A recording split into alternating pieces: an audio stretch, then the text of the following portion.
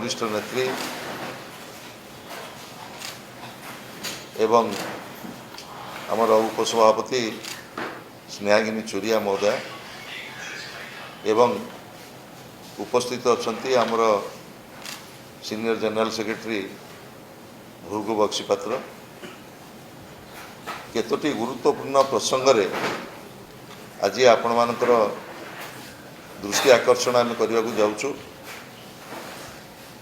आपण माने जानिछंती नूतन सरकार गठन हला परे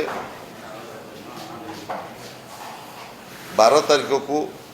1 वर्ष पूर्ण होइछि एवं गोटे प्रचार चली सरकार तरफ कथा दे कथा रखिलु एवं जिला ठू आरंभ करी पंचायत पर्यंत सरकार विभिन्न उपलब्धि संपर्क में प्रचार करा जाउछ एवं गला काली भारत वर्षर संघर मुख्य प्रधानमंत्री महोदय ओडिशा आसीथिले एवं डबल इंजिन सरकार सफलतार विभिन्न कथा ओडिशार जनसाधारण पाखे रखिथिले एवं एक कथा कहा जाइथिला ओडिशा को पूर्व भारतर मुखशला करा जिवो 2036 मसीहा पाई आमे विजन डॉक्यूमेंट प्रस्तुत करूचु। ओडिशा 1 वर्ष भितरे बहु उपलब्धि हासिल करिछि एवं डबल इंजिन सरकार वर्तमान ओडिशा को गोटे वर्ष भितरे प्रगतिर मुखशला करिछि। केतोटी दृष्टांत आमे दबु सेतुरु अत्यंत स्पष्ट हब जे कोभली भाव में डबल इंजिन सरकार ओडिशावासी की डबल धोखा देइछि एवं साधारण निर्वाचन रे जो प्रतिश्रुति दिया जाइथला ओडिशार जनसाधारण को से प्रतिश्रुति किभली भाव में प्रतारणा रे परिणत होइछि से संपर्क में विस्तृत भाव में आज आमे आमर रिपोर्ट रखिया को जाउछु। आपण माने जानिछंती विश्वर आराध्य देवता महाप्रभु श्री जगन्नाथंकर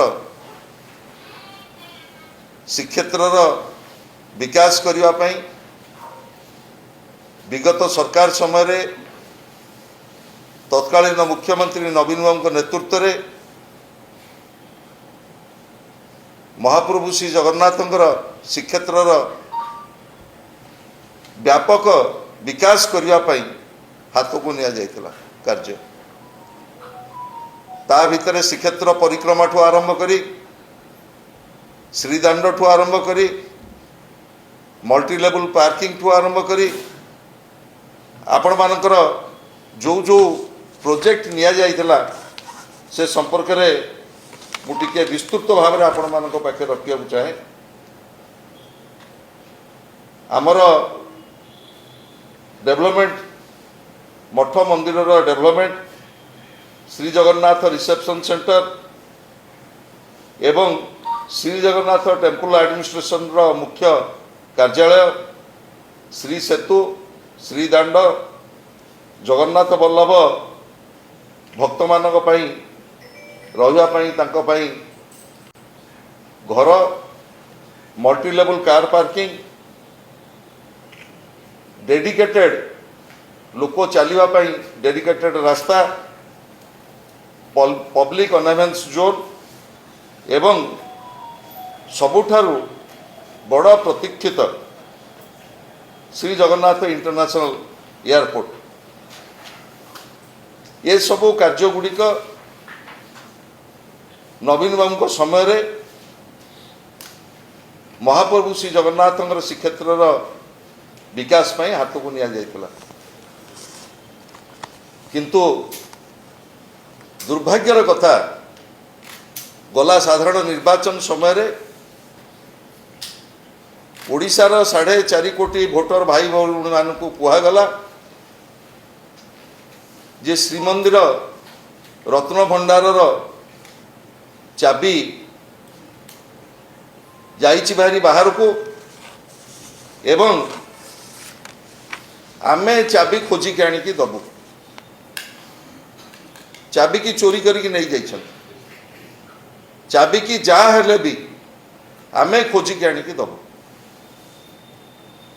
एवं द्वितीय कथा कहगला ये जहाँ जहाँ विकास है से विकास को किभली भाव रे आगु को निया जीवो विशेष करी महाप्रभु श्री जगन्नाथंकर जो चारिद्वार से चारिद्वार आमे खोलिबु रत्न भंडार चाबी आनी की दबु एवं पुरी श्रीक्षेत्र संपूर्ण भाव में विकास करा जीवो आज आपण माने आज अनुभव करुथुबे जो भली भाव रे लक्ष लक्ष कोटि कोटि जगन्नाथ प्रेमी की जो भली भाव रे प्रतारित करिछि नुआ सरकार तार स्वीकारोक्ति महाप्रभु श्री जगन्नाथंकर आद्य सेवक गजपति महाराजंकर जो वक्तव्य आज समग्र हिंदू समाज समग्र विश्वर जगन्नाथ प्रेमी आज उद्वेलित एवं जगन्नाथ को ना को नहीं जो भली भाव रे यही एक वर्ष भितर लक्ष लक्ष कोटि कोटि जगन्नाथ प्रेमी की जो भली भाव रे प्रतारित होइछंती तार छोटिया स्वीकारोक्ति डबल इंजिन सरकार रो असल मुखा आज खोली जाइछ एवं द्वितीय कथा मु कहि रखिबा को चाहे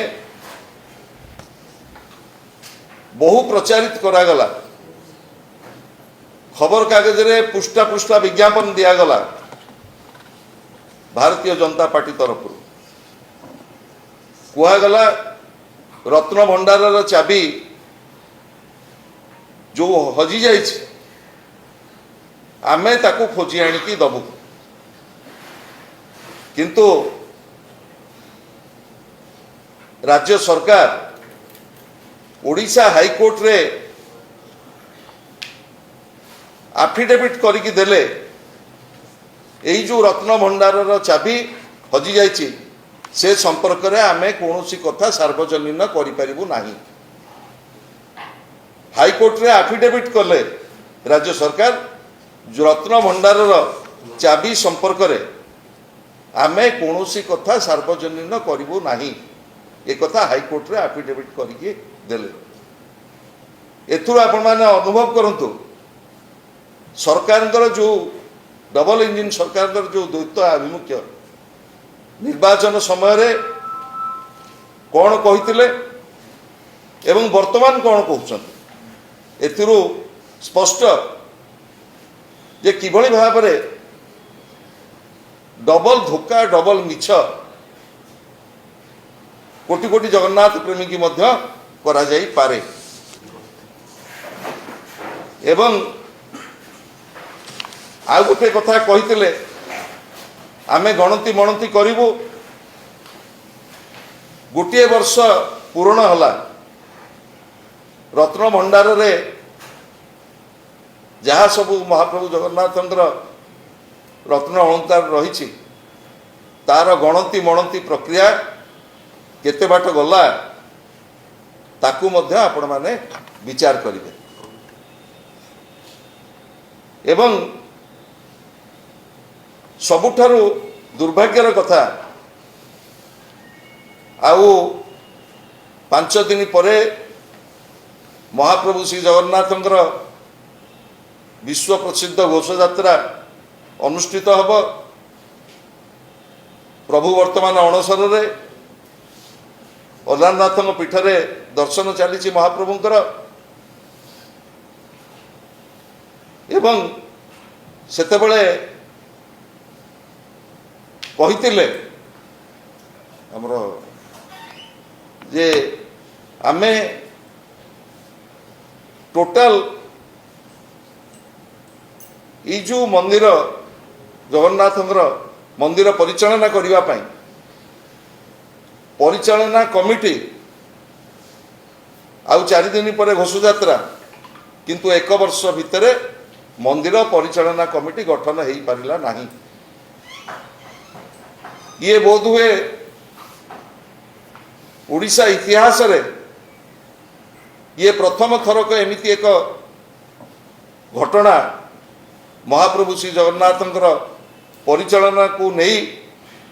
परिचालना कमिटी गठन न होबा 1 वर्ष मध्य ये अत्यंत दुर्भाग्यजनक एवं महाप्रभु जगन्नाथंकर सेवा नीतिकांति परिचालना ये समस्त कथा को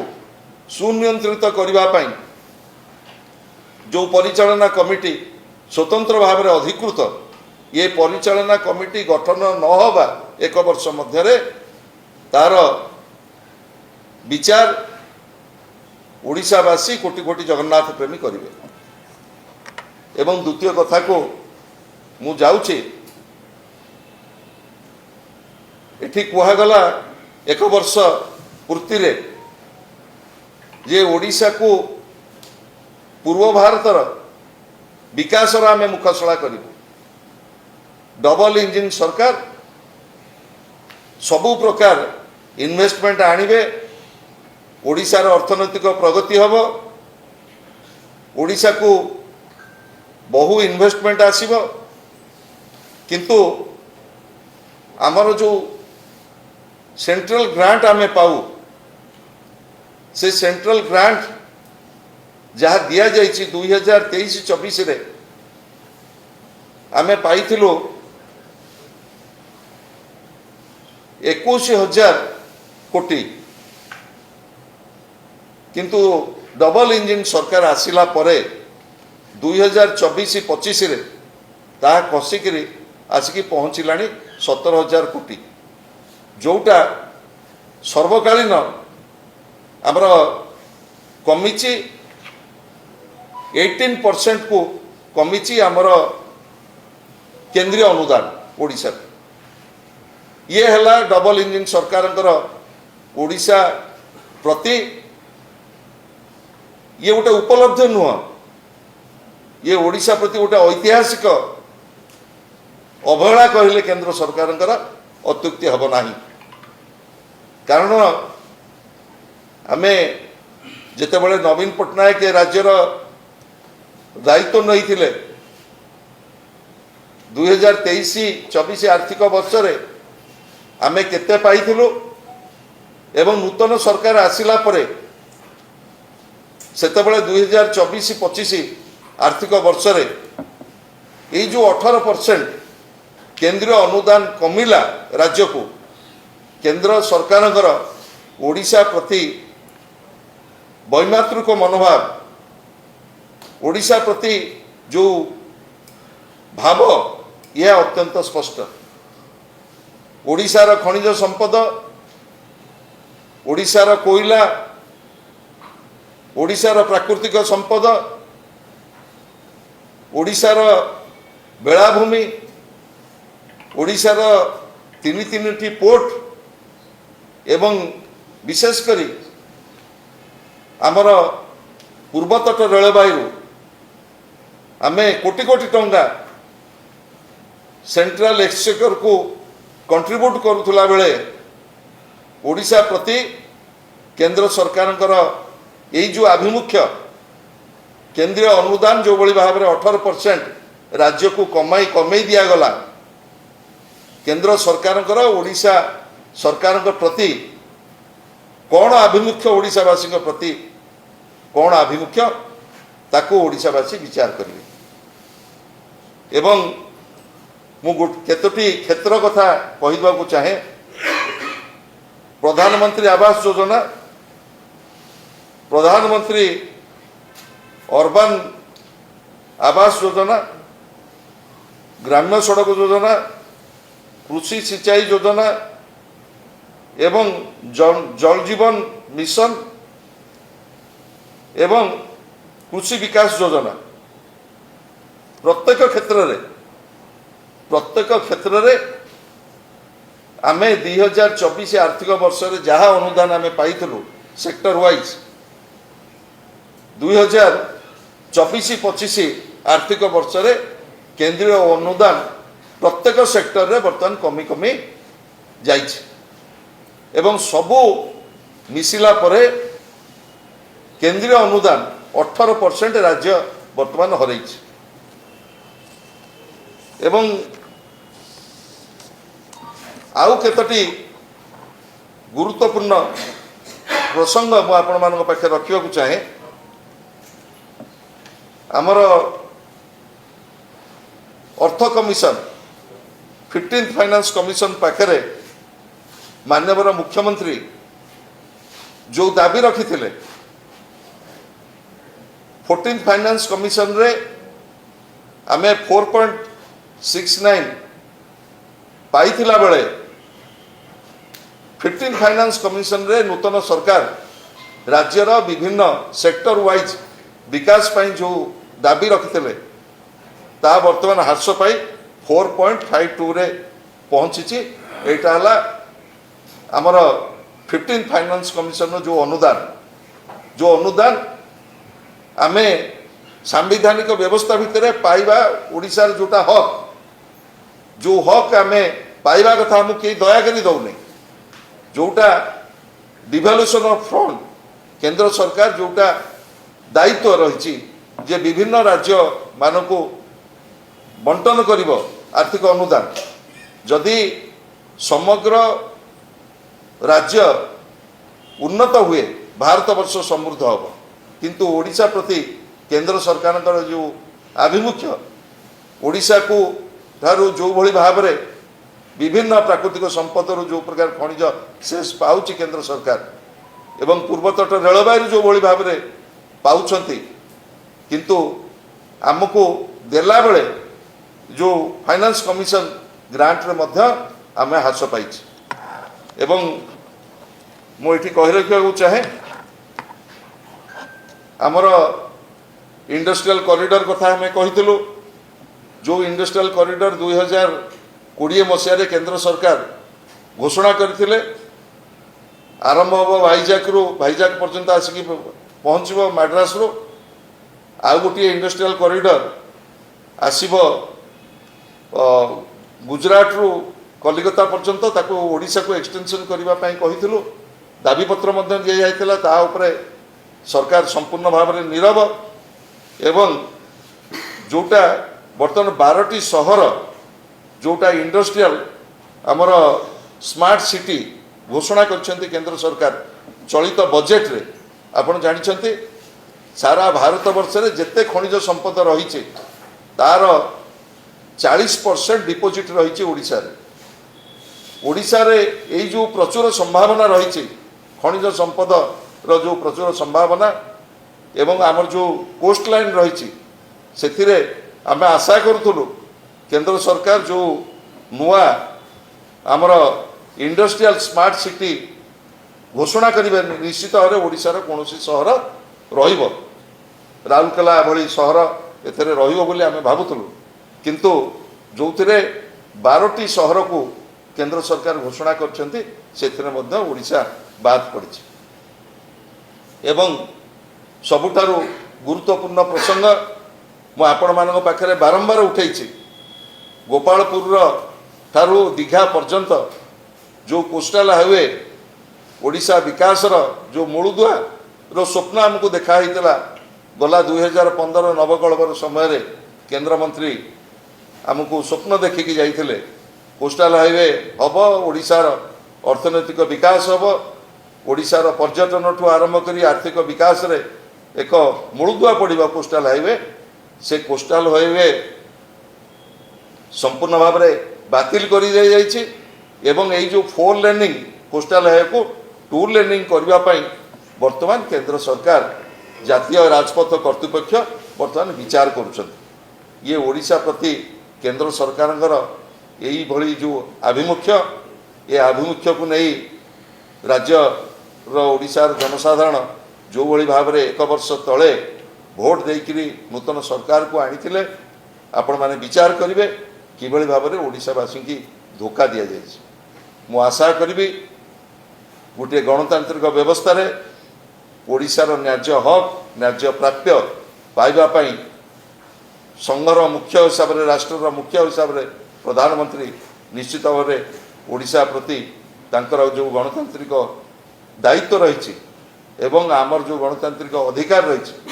से निश्चित भाव में ताकू निर्वाह करेंगे ओडिशा तार निज हक पाइब।